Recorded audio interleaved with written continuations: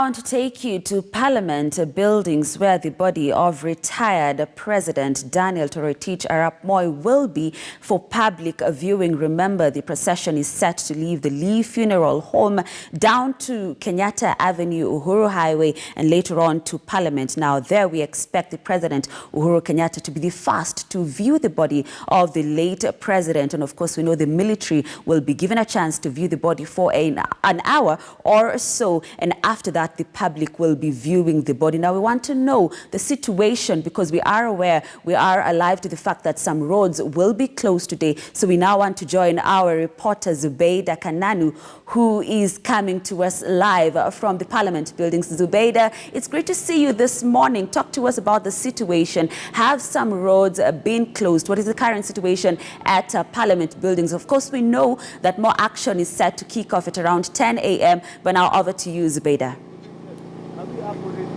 Naam, shukran sana Grace Kuria. Hujambo mtazamaji, karibu sana kwenye matangazo haya ya moja kwa moja kutoka majengo ya bunge. Ni siku ya kihistoria, siku ambayo Wakenya wamekuwa wakisubiri kwa hamu kuona yatakayojiri katika majengo ya bunge, ambapo tunatarajia kuanzia mwendo wa saa 2 mwili wa marehemu rais wa pili wa taifa la Kenya hayati mzee Daniel Arap Moi utakuwa ukiletwa hapa ili kuanzisha rasmi mchakato wa kutazama mwili huo kabla ya mazishi ambayo anatarajiwa kufanyika siku ya Jumatano wiki hii nyumbani kwake katika eneo la Kabarak. Mtazamaji, matayarisho yamefikia kileleni. Muda mfupi uliopita wanajeshi walikuwa hapa nyuma yangu wakifanya mazoezi kabla ya kumlaki Rais Uhuru Kenyatta ambaye anatarajiwa kufika hapa mwendo wa saa 4 asubuhi kuongoza taifa katika shughuli hiyo ya kutazama mwili wa hayati Daniel Arap Moi. Nje pia barabara zimefungwa, usalama umeimarishwa pakubwa, maafisa wa polisi wakiwa wamesimama maeneo yote, wanajeshi wakiwa ndio wanaongoza shughuli hii, wamesimama katika kila pembe ya jengo hili la bunge. Mtazamaji, kiongozi wa bunge la Senate Speaker Ken Lusaka amerejea nchini hapo jana, na pamoja na mwenzake wa bunge la taifa JB Muturi watakuwa ndio wenyeji katika maeneo haya, kwa sababu hii ni shughuli ambayo inafanyika kwa mara ya 3 katika historia ya Kenya. Mara ya kwanza ilifanyika baada ya kifo cha hayati mzee Jomo Kenyatta mwaka 1978, ambapo mwili wake uliletwa hapa, ulisafirishwa kutoka maeneo ya pwani, ambapo inaaminika kwamba alifariki katika kaunti ya Kwale, na mwili wake uliposafirishwa uliletwa hapa na umma kuruhusiwa kutazama mwili wake kabla ya yeye kuzikwa mkabala na maeneo ya bunge. Vile vile mwaka 2003 baada ya kifo cha aliyekuwa makamu wa rais kwa mara 8 hayati kijana wa Malwa, mwili wake pia uliletwa hapa na umma kuruhusiwa kutazama. Mwaka huo aliyekuwa uongozini ni rais mstaafu Mwai Kibaki ambaye aliongoza shughuli ya kutazama mwili wa kijana wa Malwa na kisha akazikwa katika maeneo ya Milimani, kaunti ya Kitale. Vile vile miaka 17 baadaye tunaona umma umerejea tena katika majengo ya bunge, ambapo hayati Daniel Arap Moi mwili wake utaletwa hapa, na kwa siku 3 kufuatia tangazo lililotolewa na serikali umma utaruhusiwa kutazama mwili wake. Sisi tumekita kambi hapa kuhakikisha kwamba unapata picha za moja kwa moja kuhusiana na shughuli hii ambayo bila shaka ni ya kihistoria. Ni shughuli ambayo umma hapa nchini Kenya na ulimwenguni wanafuatilia kwa karibu sana kuona yatakayojiri. Wengi wanauliza ni kwa nini hayati mzee Jomo Kenyatta alizikwa katika maeneo haya. Tukirejea nyuma takriban miaka 42 iliyopita, tunakumbuka kwamba alipoaga dunia aliyekuwa makamu wake ni hayati Daniel Arap Moi, na ilibidi sheria ikafuatwa. Aliyekuwa mwanasheria wakati huo Charles Njonjo akafuata kile kipengee cha sheria kuhakikisha kwamba hayati Daniel Moi wakati huo alipokuwa makamu wa rais anaapishwa ili kuweza kuongoza shughuli ya mazishi, na pindi tu alipoapishwa aliweza kuongoza shughuli ya mazishi akaketi na baraza lake la mawaziri, wakaamua kuhusu taratibu na mchakato ambao ulistahili kufuatwa katika kumzika hayati Jomo Kenyatta, na wakaamua kwamba kwa kuwa ndiye kiongozi mwanzilishi wa taifa, ndiye aliwezesha taifa la Kenya kuweza kupata uhuru kwa heshima kama kiongozi wa taifa, ni vyema azikwe mkabala na maeneo ya bunge. Na hayati mzee Jomo Kenyatta ikaamliwa kwamba yeye pekee ndiye atakayeweza kuzikwa katika maeneo haya ya bunge kama heshima tu kwa taifa, kwake, kwa juhudi alizoziweka katika taifa la Kenya kupata uhuru. Na hivyo basi, wakati huo baraza la mawaziri likiongozwa na Daniel Moi, wakati huo akiwa kaimu rais, likaamua kwamba hayati mzee Jomo Kenyatta pekee ndiye atakayeweza kuzikwa katika majengo ya bunge. Viongozi wengine watakaokuja baada yake waweze kuzikwa katika sehemu nyingine. Mtazamaji, kumbuka kwamba kuna wakati iliamuliwa kwamba eneo la Uhuru Gardens lililoko barabara ya Lang'ata hapa jijini Nairobi ndilo lilikuwa lipangwe, litayarishwe, linadhifishwe, liwe eneo ambako viongozi na mashujaa wangeweza kuzikwa. Mchakato huo bado haujafanyika, na tunatarajia kuanzia sasa tunatarajia kuona hatua ambazo zitapigwa na serikali katika kufaulisha juhudi hizi. Lakini kwa sasa tunavyojua ni kwamba hayati Daniel Arap Moi, ambaye ni rais wa pili wa taifa la Kenya, atakuwa akizikwa katika nyumbani kwake eneo la Kabarak siku ya Jumatano.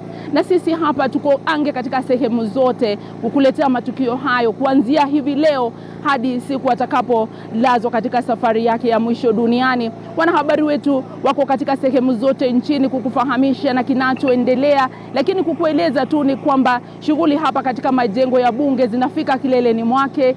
Maafisa wa usalama wamepiga kambi katika sehemu tofauti nje ya majengo haya, na tutakuwa tukikuelekeza kule uweze kuona yanayoendelea hapa katika majengo ya bunge. JB Moturi na mwenzake Ken Lusaka wa Seneti wanaendelea na shughuli zao kabla ya kuwalaki viongozi watakao hudhuria mkutano huu wa hii leo. Lakini kabla sijasema sana, labda nikuelekeza maeneo ya Lee Funeral ambako tunatarajia kwamba mwili wa marehemu utasafirishwa kuja hapa. Timothy Otieno yuko katika maeneo hayo aweze kutueleza na shughuli inaendelea vipi, kisha tutarudi hapa tupate kukueleza na mengi zaidi kuhusiana na shughuli inayoendelea. Timothy Otieno, ni yapi ambayo yanaendelea sasa hivi katika maeneo ya Lee Funeral? Asante sana Zubeida. Now we are at the intersection of Valley Road and the Spring Valley Hotel, this roundabout here in Hurlingham.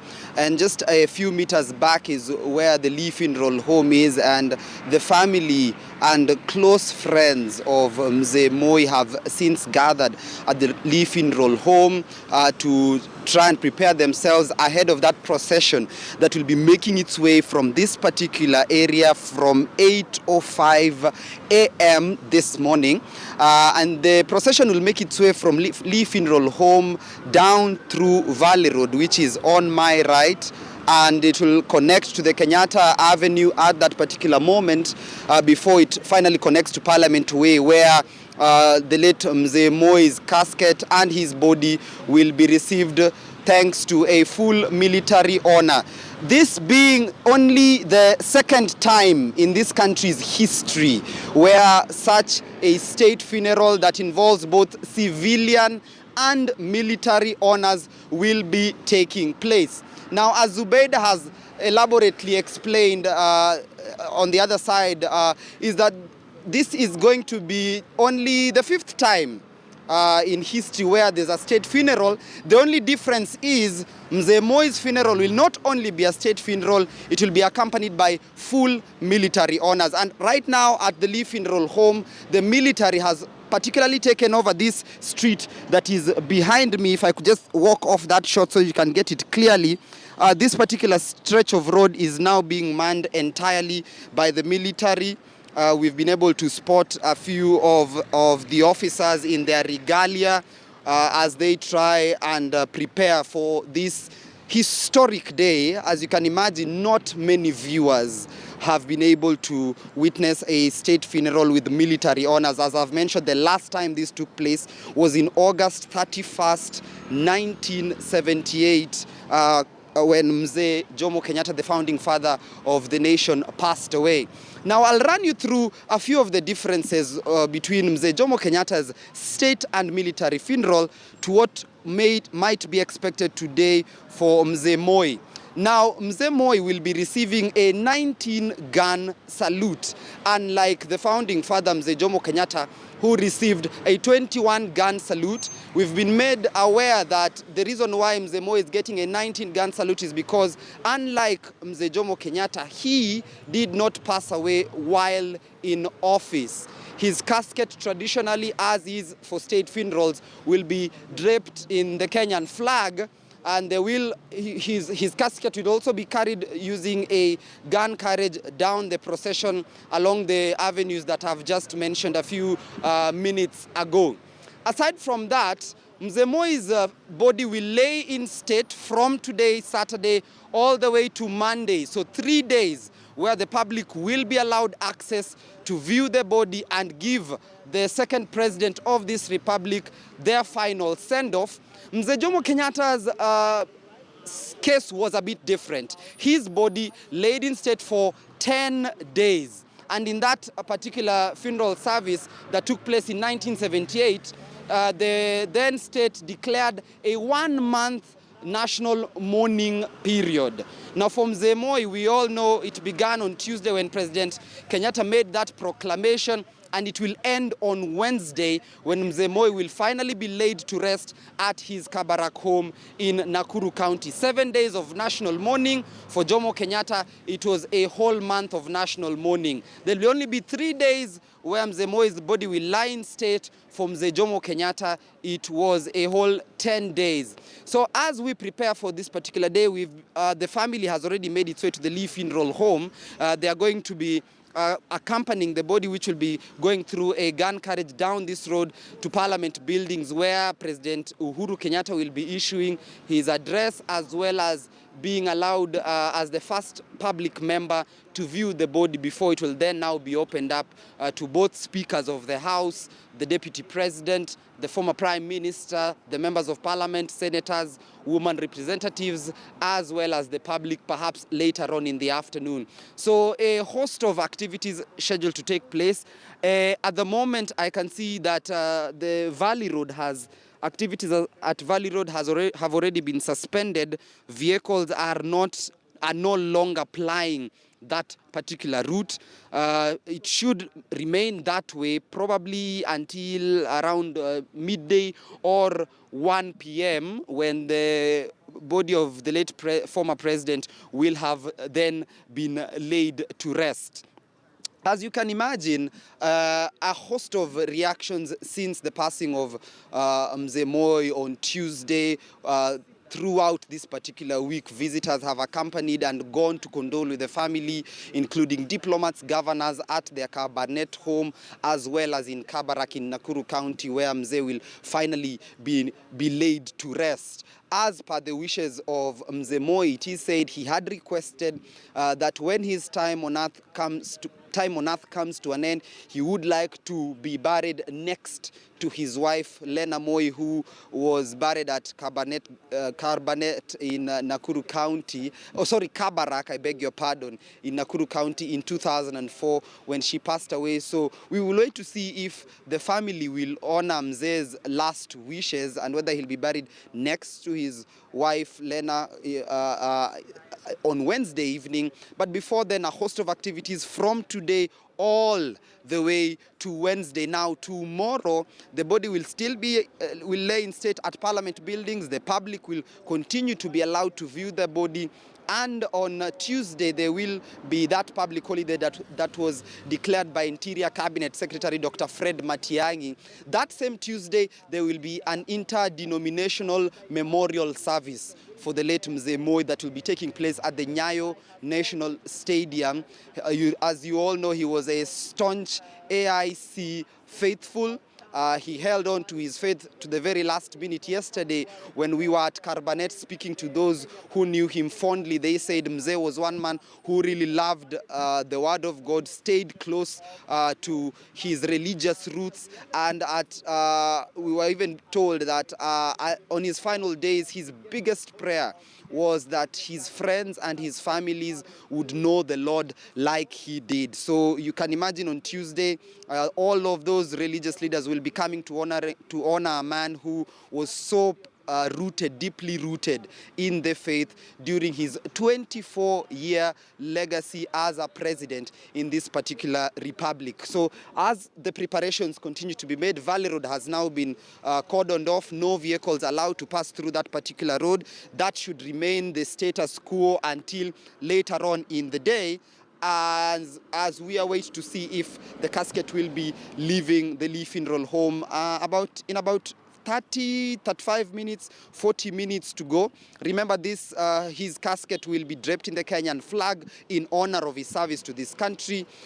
If Mzee Jomo Kenyatta's state and military funeral is anything to go by, then his casket, Mzee Moi's casket, should also have a coat of arms like he did for the founding father when he was laid to rest. President Uhuru Kenyatta expected to make an address this morning at State House. He has been away, he has been out of the country, was in the United States for official duties. He returned yesterday evening.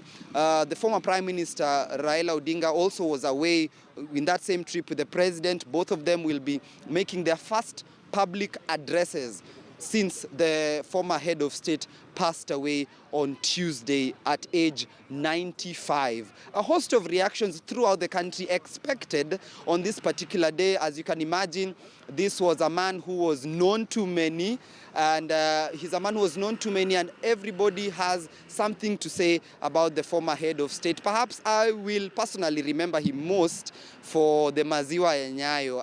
As shocking as it may be, I was a beneficiary of Maziwa ya Nyayo back in 2001, 2002 when I was in class 1 or class 2. So if you're a good student of math, you can be able to calculate my age based on that. But right now, I want to hand it back to Grace Kuria, who's in studio to continue with this live broadcast of the final send-off for the second president of this republic and the longest serving to date. Tim, I hope you're telling the truth there, that bit about the Maziwa ya Nyayo, but we'll have that discussion later. Thank you, Tim, for that detailed report. He was coming to us live from a Lee Funeral Home, and we now want to take you back